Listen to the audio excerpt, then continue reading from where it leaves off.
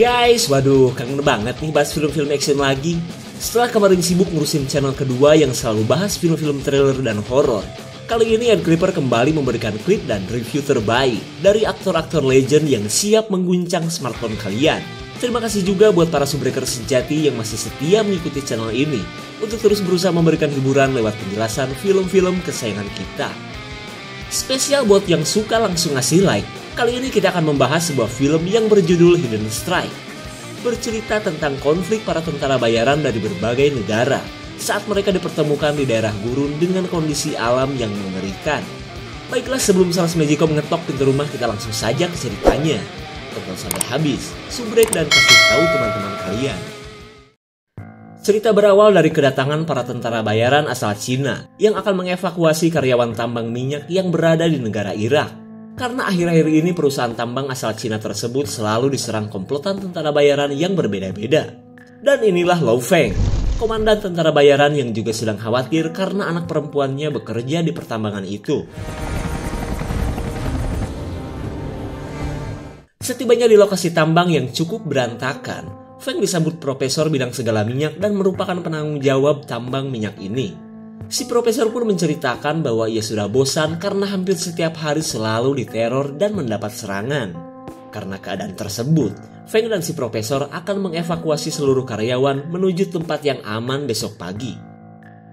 Lanjut kita beralih kepada si otot kawat tulang beton bernama Chris, yang merupakan tentara bayaran berlevel expert dan sudah menetap di negara Irak.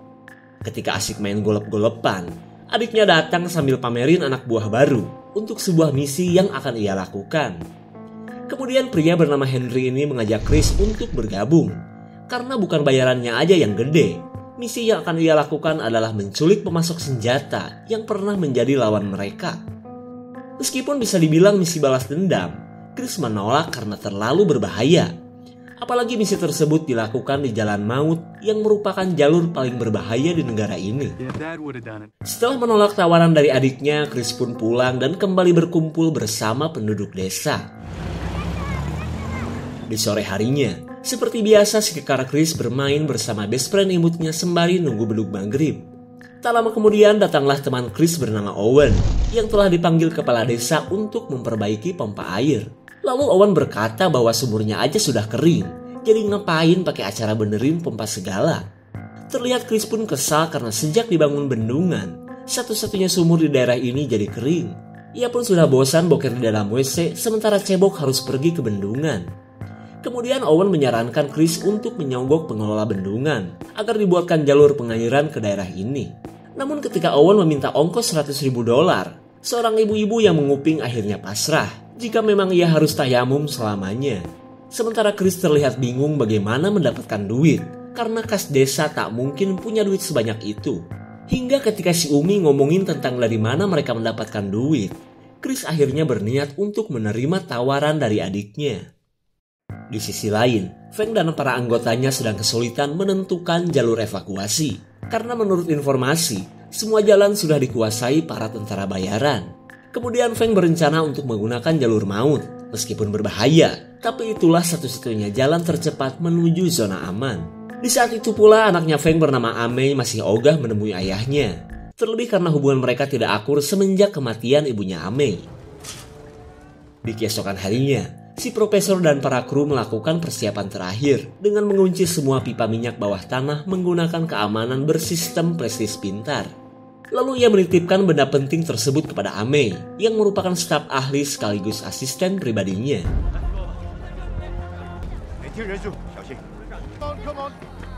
Singkat cerita, para karyawan berjumlah 500-an orang ini pun menempati bus masing-masing menuju zona aman. Ketika si profesor disuruh menempati bus nomor 8, Amei terlihat bete karena diharuskan satu bis dengan bapaknya. Lalu tak lama kemudian, seorang karyawan misterius memberikan tanda terhadap bis yang ditumpangi ibu profesor. Siapa dia sebenarnya?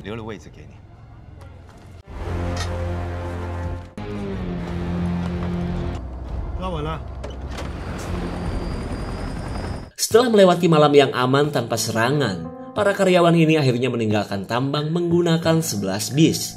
Kemudian Feng menjadikan momen evakuasi ini untuk bisa baikan dengan Amei.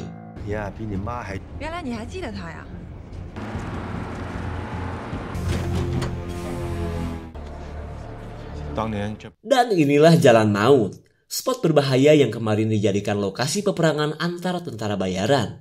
Feng pun merasa khawatir jika sampai ada ranjau darat yang masih tersisa.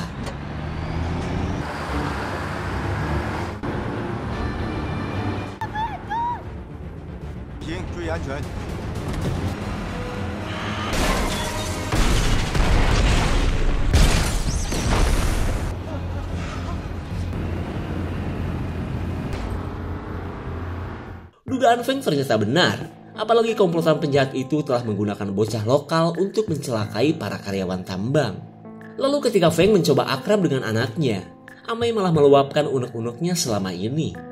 Ia pun mengungkapkan kekecewaannya kepada Feng yang dianggap tak peduli terhadap keluarga, bahkan ketika ibunya sakit sampai akhirnya meninggal. Kemudian Feng menjelaskan jika dari dulu cari nafkahnya ya memang seperti ini. Jadi ia tak mungkin bisa terus bersama keluarga, bahkan ketika istrinya sedang sakit dan meninggal. Di tengah pembicaraan mereka, Feng mendapat laporan tentang adanya badai gurun. Para tentara bayaran ini pun heran karena info dari BMKG cuaca baik-baik saja. Tapi bagaimanapun juga, Feng akan melewatinya karena tak mungkin berhenti di zona yang berbahaya.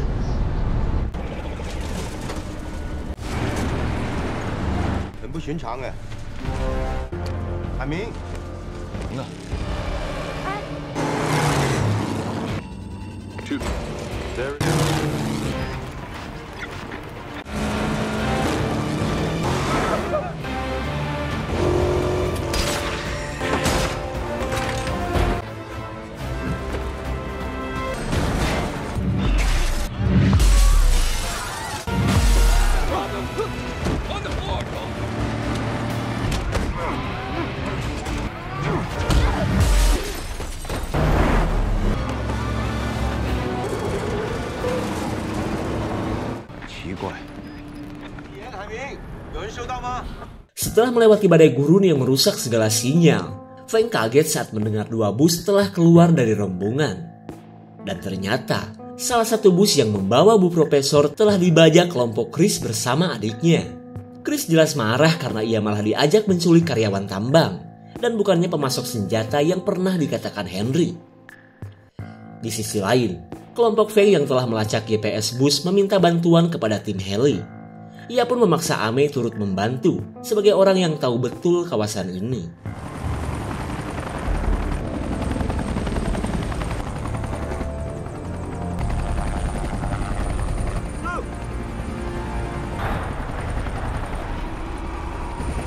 Ternyata badai gurun yang Feng lewati cuma rekayasa dari sebuah truk berknalpot jet.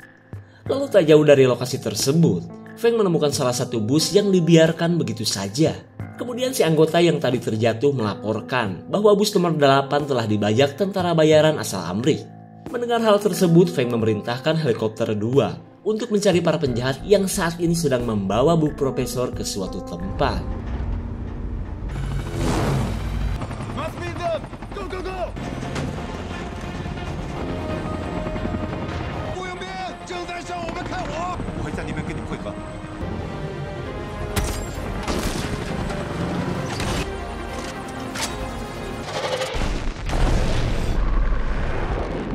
Di tengah serangan kelompok Feng, Chris memerintahkan satu anggotanya untuk menyerang heli dari arah belakang.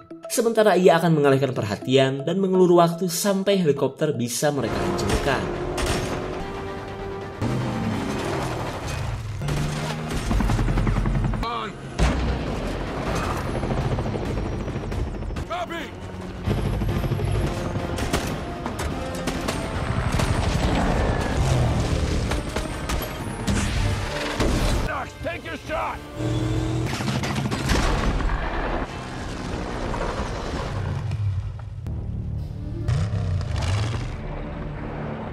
Setelah berhasil menghancurkan helikopter, Chris dan adiknya tiba di markas si bos yang telah memberikan misi penculikan ini. Di waktu yang sama, Feng akhirnya menemukan bis nomor 8 yang telah ditinggalkan begitu saja.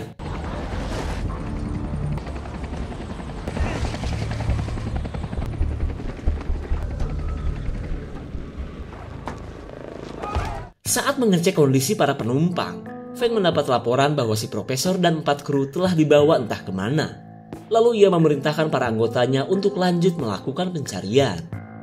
Kembali ke markas penjahat, dan sungguh tanpa diduga, si bos besar itu tak lain adalah Owen yang begitu niat merekrut Chris sampai-sampai nyamar menjadi kang pompa. Sementara si profesor akhirnya tahu bahwa pria ini adalah dalang dari semua serangan terhadap tambang minyak. Chris pun tidak habis pikir apa yang diinginkan Owen dari tambang minyak asing itu. Kemudian Owen menceritakan kekecewaannya terhadap para pengusaha yang dulu telah mempekerjakannya demi bisa membuka tambang-tambang di daerah ini. Dan hasilnya apa? Ketika para pengusaha semakin kaya, Owen tidak mau cuma duduk pensiun dalam keadaan melarat. Makanya, ia ingin merebut hasil tambang minyak yang bisa ia jual dan membuatnya menjadi sultan. Mendengar curhatan Owen, Chris bodoh amat. Yang penting bayaran dari penculikan ini secepatnya Owen bayar. Akan tetapi Owen menolak karena pekerjaan Chris bukan cuma menculik seperti yang dikatakan Henry. Wah, Chris yang kecewa berat akhirnya memilih pergi. Ia pun gak mau tahu, pokoknya Henry harus mengantarkan bayarannya sebelum maghrib. Kemudian Chris menyuruh Henry untuk segera pergi dan jangan bekerja sama lagi dengan orang seperti Owen. Lalu ketika Chris pergi, kini giliran Owen yang marah karena Henry dianggap gagal mempekerjakan Chris, si tentara bayaran terbaik. Setelah menghabisi Henry dan teman-temannya, Chris menyuruh anak buahnya untuk meletakkan jasad-jasad ini di markas Henry, agar Chris menyangka kematian adiknya adalah pembalasan dari tentara bayaran asal Cina. Saat menemukan Chris OTW sendirian, Feng menduga jika dia adalah bagian dari kelompok yang telah membunuh kru helikopter. Lalu Ame merasa yakin orang itu pasti sedang menuju desa terpencil yang ada di depan mereka. Kemudian Feng meminta si pilot untuk segera mengantarkannya ke desa tersebut, karena siapa tahu aja si profesor berada di sana.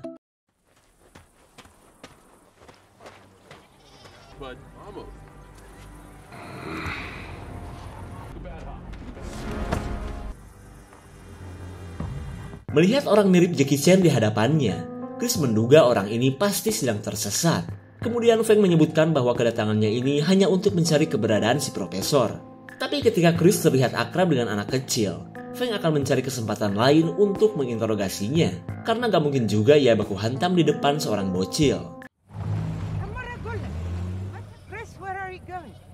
Selang beberapa saat, Chris pergi menuju markas Henry karena sampai saat ini duit belum ia terima.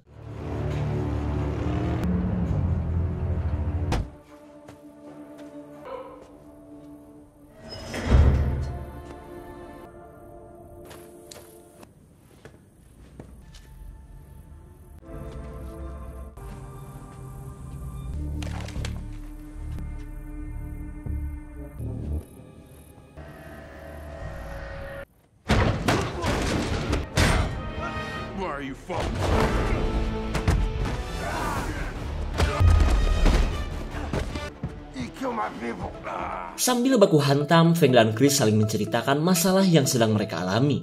Namun tanpa mereka sadari, tentara bayaran asal Inggris sudah tiba untuk menagih utang duit senjata kepada Henry. Assalamualaikum. Melihat granat siap untuk dilempar, para tentara ini langsung pergi untuk membuat serangan balasan.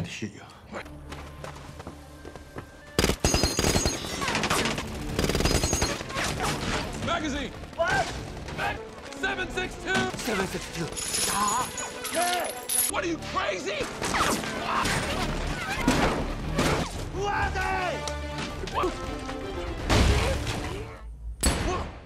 Setelah tentara bayaran itu pergi, Feng kembali menanyakan tentang siapa yang telah membunuh para anggotanya. Kemudian Chris menjelaskan bahwa dalang dari semua ini adalah Owen beserta para tentara bayarannya. Ia pun merasa yakin kematian adiknya adalah perbuatan orang licik itu. Dan karena mereka memiliki musuh yang sama, Feng akan ikut bersama Chris untuk mencari keberadaan Owen.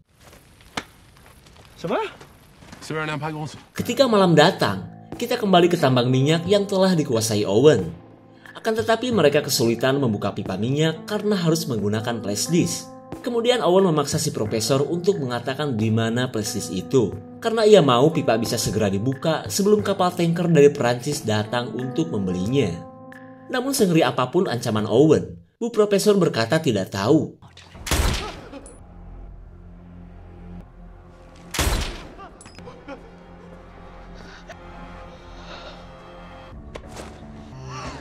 Melihat anaknya ternyata diculik juga, si profesor bingung harus berkata apa karena ia benar-benar tidak tahu. Kemudian pria yang ketakutan ini akhirnya mengatakan bahwa PlayStation itu berada di tas ibunya yang saat ini dipegang oleh Ame. Ia pun menyarankan untuk melacak saja HP ibunya yang juga tersimpan di dalam tas tersebut. Selang beberapa saat kita beralih ke panti asuhan si Umi ketika Ame menerima panggilan di HP Bu Profesor. Namun tanpa ia sadari, panggilan cuma miss call tersebut adalah perbuatan Owen yang sedang melacak keberadaannya. Sementara Feng dan Owen kini semakin akrab saat mereka menghibur para bocah panti asuhan. What's that? That is a good-looking bulldog. Yeah. What's that? What's that? Yes. Setelah puas gila-gilaan bersama bocah, Chris ngomongin kecantikan Ame yang menurutnya mirip kewes-kewes yang ada di TikTok. Lalu dengan wajah kesalnya Feng berkata bahwa wanita itu adalah anaknya. I don't see that. It's not beng shui. Mendengar kedatangan sekelompok orang, Feng dan Chris langsung bersiaga karena pasti ada yang gak beres.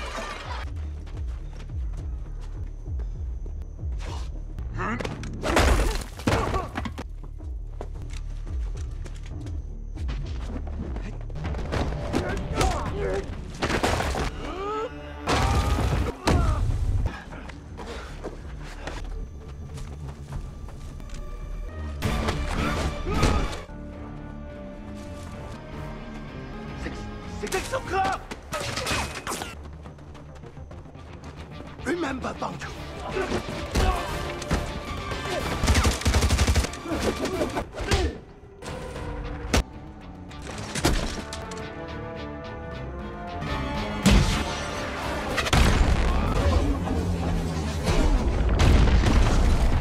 Di tengah serangan komplotan Owen, Chris menduga jika serangan ini pasti ada hubungannya dengan si profesor. Sebelum banyak warga yang menjadi korban, ia dengan pede memberikan HP milik si profesor, kali aja benda ini yang diinginkan Owen. Kemudian si wajah batik berkata bahwa yang ia cari adalah tas milik si profesor. Where are you going?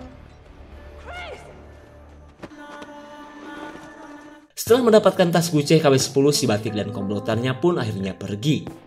Sementara Ame marah atas kelakuan Chris. Meskipun niatnya melindungi warga, tapi di dalam tas itu berisi PlayStation 4 GB yang sangat penting bagi perusahaan tambang. Di keesokan harinya, Ame khawatir jika sampai Owen menjarah semua minyak yang tersimpan di pertambangan. Mendengar kabar tersebut, Feng dan Chris berniat untuk segera menuju pertambangan. Tak tanggung-tanggung, Chris akan menggunakan truk berknalpot jet agar bisa menjebol segala macam pagar ketika sampai di pertambangan nanti. So easy. Bingo. Let's go.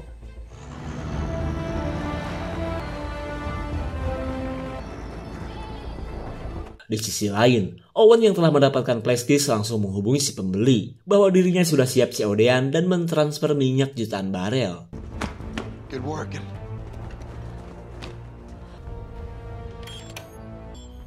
And passcode. 7-9.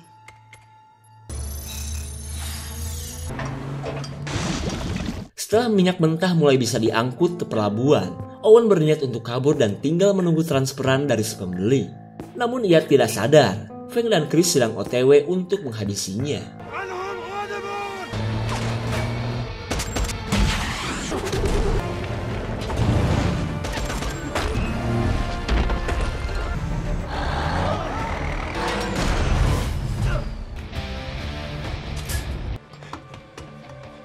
Melihat kegesitan Feng dalam bidang teterekelan, Chris cari aman dengan menghadapi antek-antek Owen yang ada di bawah saja. Di tengah pertempuran Feng bersama Chris, Owen yang sudah tahu kedatangan mereka bergegas kabur ke pelabuhan. Lalu ia menugaskan si batik untuk memastikan proses penjarahan ini berjalan lancar.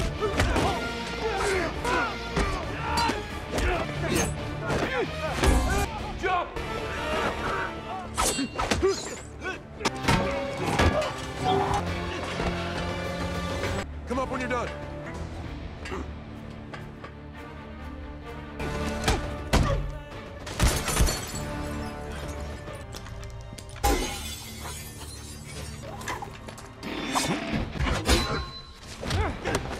I got Schofield.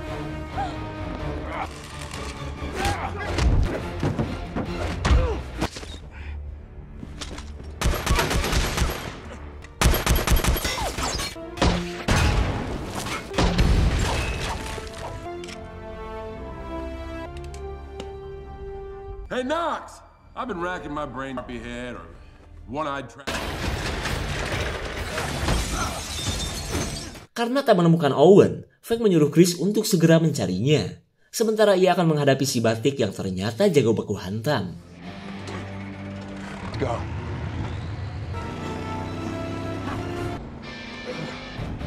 Setelah gagal menangkap Owen, Chris kesal karena mobil antik kesayangannya ada yang make. I swear I'm gonna kill him. May? Emosi Chris mendadak layu saat mengetahui mobilnya ternyata digunakan Ame. Lalu tanpa pikir panjang, Chris pun menggunakan mobilnya untuk mengejar Owen. Punten, A.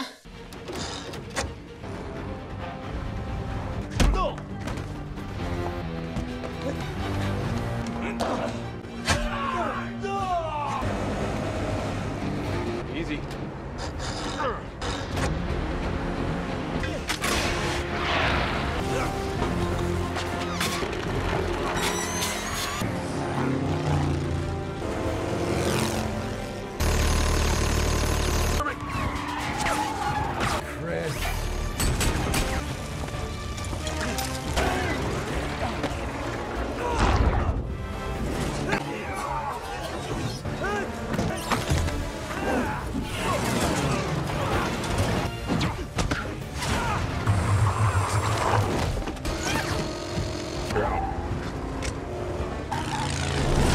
Hold him!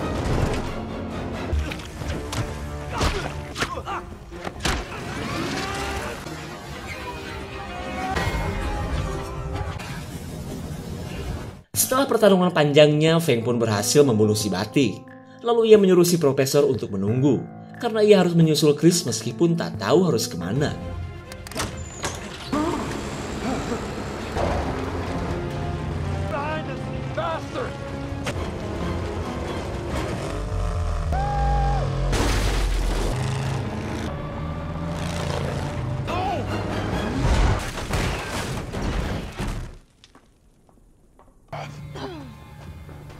Get away!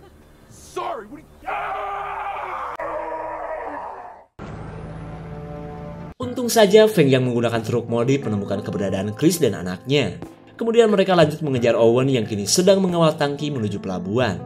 Namun karena speed seperti ini bakalan lama, Chris akan menggunakan fitur jet carbide yang bisa membuat kendaraan serasa menjadi pesawat darat.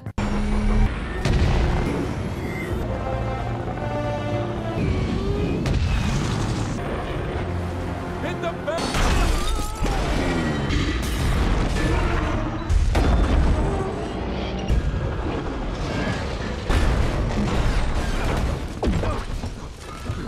Berkat hantaman Feng, pengiriman kloter pertama akhirnya ludes terbakar. Sementara Owen yang sudah kehilangan anak buahnya lanjut kabur sebelum Chris menuntut balas atas kematian Henry. Di saat itu pula, Feng bingung karena ban truk malah amblas selip nyakar tanah. Kemudian Chris menyuruh Ame untuk mengaktifkan fitur rahasia. Hold tight.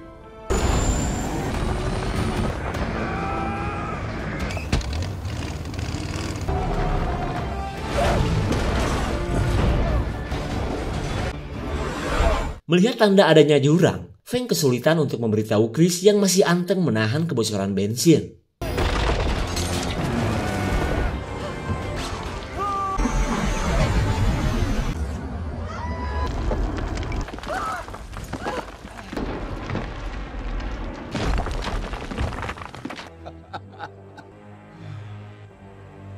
Beba!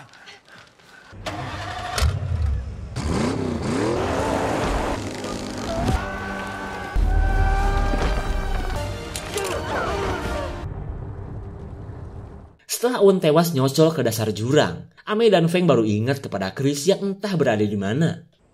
Chris! Dirasa tak mungkin selamat, mereka berusaha ikhlas jika memang Chris harus tewas dengan cara yang tragis. Kemudian Feng meminta maaf atas kesalahannya kepada Ame selama ini.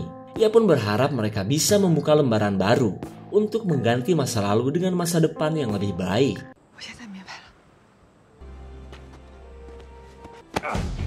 Beautiful moment, but it really...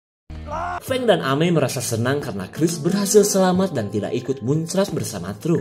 Akan tetapi kini mereka bingung bagaimana cara untuk bisa selamat dari tebing ini. I have an idea. Berawal dari sirik terhadap kekayaan orang, Owen nekat memenggal pertambangan dengan berkali-kali menerjunkan para tentara bayaran. Kekacauan ini pun membuat pimpinan perusahaan mengirimkan Feng yang sudah terkenal akan kehebatannya. Dan siapa sangka, misi yang terbilang sulit ini mempertemukan Feng dengan Chris yang sebenarnya orang baik. Kekompakan Feng dan Chris pun akhirnya berhasil mengalahkan Owen. Bahkan mereka bisa menangkap para pembeli dari pasar gelap. Tak lupa juga pihak pertambangan memberikan hadiah berupa jalur pengairan sebagai rasa terima kasih atas jasa Chris. Dan di akhir cerita, Feng yang mendapat tugas baru mengajak Chris untuk bergabung dengannya. Segitu saja untuk klip dan review kali ini. Tonton video klip lainnya ya. Terima kasih dan sampai jumpa.